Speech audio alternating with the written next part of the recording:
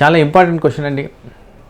ఈ over the counter medicine మీద ఇదివరకు నేను చాలా దగ్గరలో మాట్లాడున్నాను ఆల్రెడీ.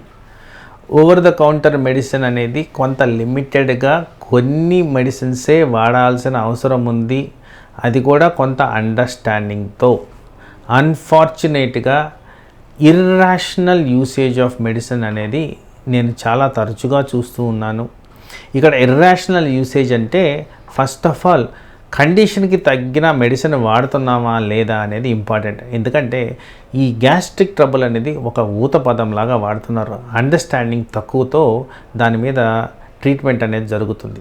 సో నేను చెప్పిన విధంగా గ్యాస్ట్రిక్ ట్రబుల్ ఆరిజినేషన్ అనేది చాలా different areas like stomach, oesophagus అంటే upper part of the stomach, పేగు, మలబద్ధకం, లివర్, ప్యాంక్రియాస్, వేరే ఏరియాస్ ఆఫ్ ఆర్గన్ ఇన్వాల్వ్మెంట్, మనం వాడే మెడిసిన్స్, ఇట్లన్నిటి కారణంగా వస్తుంది.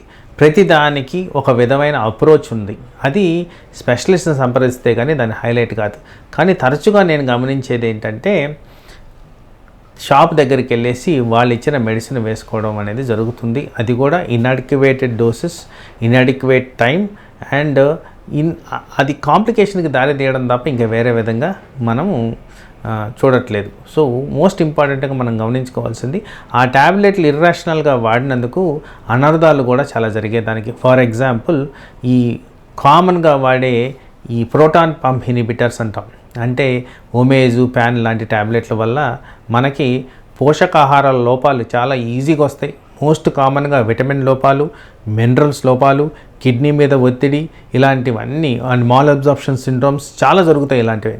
అందుకోసం ప్రాపర్గా మనకి రిజల్ట్ రావాలంటే డాక్టర్ని సంప్రదించి మీకున్న అబ్నార్మాలిటీ డిటెక్ట్ చేసి దానికి తగిన మందులు వాడడం అనేది ఇంపార్టెంట్. ఎందుకంటే ఈ గ్యాస్ట్రిక్ ప్రాబ్లంకి సంబంధించిన మందుల్లో ఒట్టి యాసిడ్ ప్రొడక్షన్ సప్రెషన్ చేయడమే కాకుండా పేగు కదలికని, జీర్ణాశయాన్ని, జీర్ణం అయ్యేదానికి మందులు, ఎక్కడైతే రిక్వైర్మెంట్ ఉన్న దగ్గర యాంటీబయాటిక్స్, ఇలాంటివన్నీ వాడిన దానివల్లే మనకి దీనికి రిజల్ట్ అనేది వస్తుంది.